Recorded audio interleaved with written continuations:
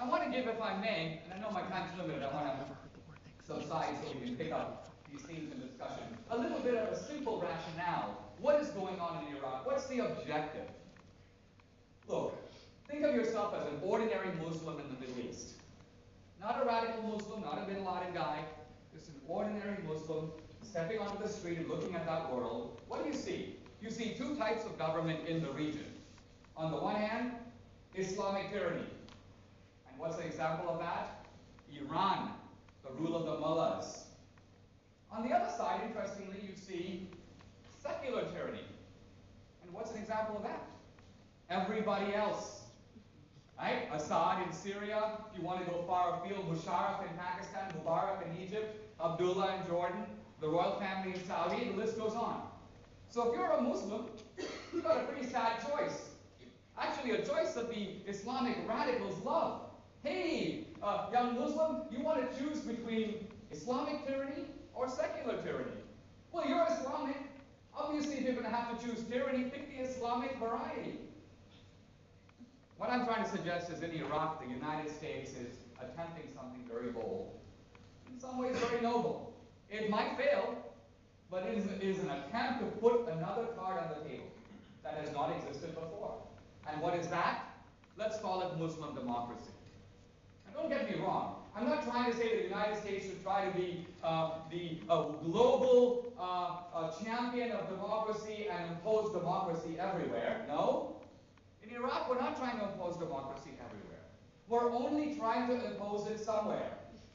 And the idea that if it works, if it takes root, you begin to see a great historical transformation, perhaps comparable to the transformation of the Soviet Union, which not only benefits us, our security, our economic welfare, but it will also benefit them by giving ordinary Muslims a say, which they currently don't have, in the way that their governments are organized. Now, we can debate here whether this goal is achievable. I want to argue it is. I hear all kinds of nonsense about this. The other day I saw Congressman John Murphy. You cannot impose democracy at the point of a bayonet. Except that the United States did impose democracy at the point of a bayonet on Germany and on Japan after World War II, and the results have been fantastic. So, the question is, can the United States win in Iraq? Is democracy possible and viable in Iraq? If it is, it's hard for me to see why we should favor a Saigon-style retreat from an area that, by the way, is pretty vital to our interests. A final thought, and that is this. It's very easy to complain about America, and it's one of the peculiar features of America that a lot of the most articulate complaints about this country come from within this country. You don't just have to go to the Champs-Élysées, where angry Frenchmen are flinging their handbags on the ground every time you mention George Bush. You only have to come to Florida State, as you do here. Some very articulate critiques. But I ask, as an immigrant, this question, namely, what would the world be like without this great imperialist power called America?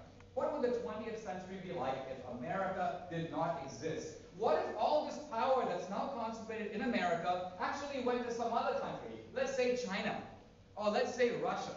How would they use that kind of power? I would submit that when you contemplate this question, you realize that of empires, America has actually been shockingly benign.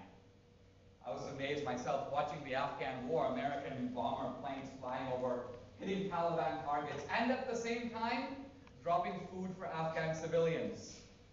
No other empire, to my knowledge, does this. I don't remember reading about the armies of Genghis Khan storming across the plains of Asia. No, they were not handing out bowls of Mongolian beef. This is a very American thing. And so I think as we look in a balanced way at the legacy of America, we should say that if this be imperialism, then for the rest of the world I say, let us have some more.